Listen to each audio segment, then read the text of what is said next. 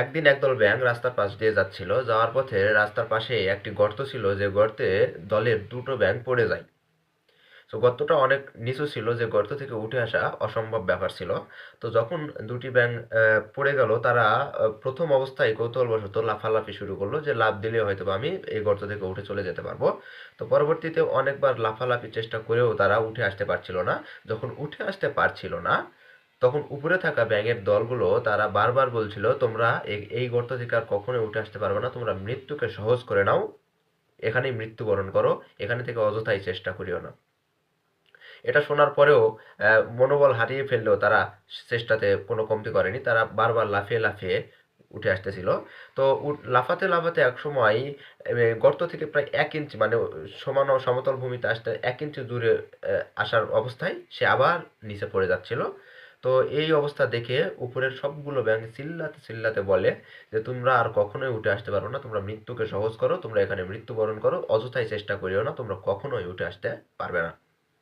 তো এই কথা শুনে সে জায়গা থেকে ছোট একটি ব্যাঙ নিচে মাটিতে পড়ে আত্মহত্যা করে এবং মারা যায়। কিন্তু মারা যাওয়ার সত্ত্বেও আরেকটি ব্যাঙ যেটি ছিল, সে কখনোই মনোবল ছাড়ে না। সে বারবার লাফালাফি করছিল, লাফ দিয়ে উপরে উঠতেছিল, বারবার অল্প পরিমাণ জায়গাতে এসে সে আটকে যাচ্ছিল আর উঠতে পারছিল না। তো এই অবস্থায় এই উপরে থাকা ব্যাঙের দলগুলো অনেক এখন বর্তমানে রাগান্বিত হয়ে বলল, তুমি কখনোই পারবে না, তুমি কেন চেষ্টা করছো?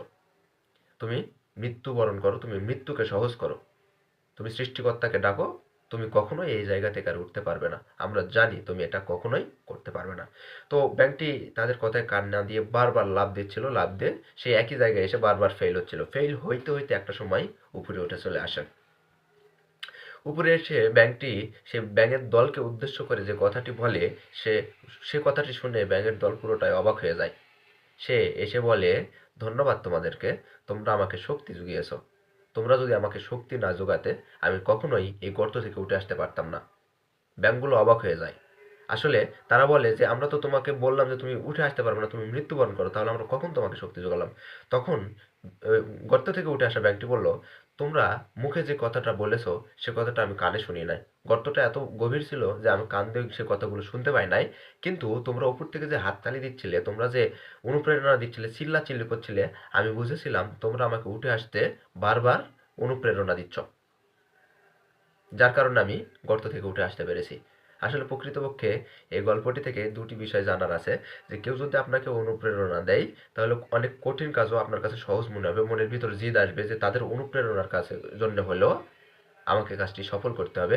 আবার কেউ যদি আপনার সহজ কাজটিতেও আপনাকে হেয় করে, সমালোচনা করে, সেই কাজটি থেকে কিন্তু আপনি দূরে চলে যাবেন, এমনকি মৃত্যুবরণও হইতে পারে, যেরকম প্রথম ব্যক্তির ক্ষেত্রে হয়েছিল। তো আসলে আমাদের সমাজে যদি মানুষগুলো আমাদেরকে অনুপ্রেরণা দেয়, আমরা অনেক দূর যেতে পারবো, অনেক সাকসেসফুল হইতে পারবো। গল্পটির মেইন বিষয় কিন্তু এটাই ছিল।